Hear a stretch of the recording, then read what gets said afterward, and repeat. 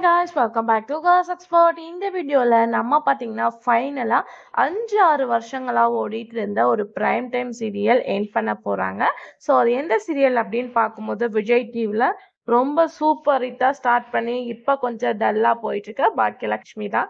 So சீரியலோட டைமிங்கை வந்து ஒரு 5 or 5.5 years பார்க்கும்போது சேம் டைமிங்ல டெலிகாஸ்ட் பண்ணி ரீசெண்டாக தான் வந்து டைம் ஸ்லாட்டை சேஞ்ச் பண்ணாங்க. ஸோ இந்த சீரியல் பாக்கியலட்சுமி ஒரு ரீமேக், இது அஸ்யூஷுவல் உங்களுக்கே நல்லா தெரியும். ஸோ இந்த சீரியல் நிறைய தடவை வந்து எண்ட் ஆக போகுது அப்படின்னு சொல்லிட்டு சொல்லியிருந்தாங்க.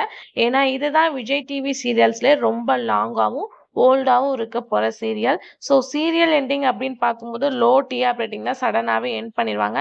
அப்படி இருக்கும்போது லாங் இயர்ஸாக ஓடிட்டு இருந்த பாக்கியலட்சுமி நிறையா டைம் வந்து எண்டிங் அப்படின்ற மாதிரி சொல்லிட்டு இருந்தாங்க. ஃபைனலாக இதுக்கு ஒரு எண்ட் வந்தாச்சுப்பா அப்படின்ற மாதிரி சீரியல் எண்டிங் வந்தாச்சு. ஸோ ஏன்னா ரீப்ளேஸ்மெண்ட் அப்கமிங்கில் நியூ சீரியல்ஸ் வந்துட்டே இருக்கு. ஸோ கண்டிப்பாக ப்ரைம் டைமில் ஒரு சான்சஸ் வேணும். ஸோ இந்த சீரியல் எண்ட் பண்ணலாம் அப்படின்னு பார்க்கும்போது டைம் சேஞ்சஸ்னால 4 என்னோட டெலிகாஸ்ட் பண்ணிட்டு இருக்கா. பாக்கியலட்சுமியில எண்ட் பண்ணலாம் அப்படின்னு சொல்லிட்டு பிளான் ஆல்வேஸ் பண்ணிட்டாங்க.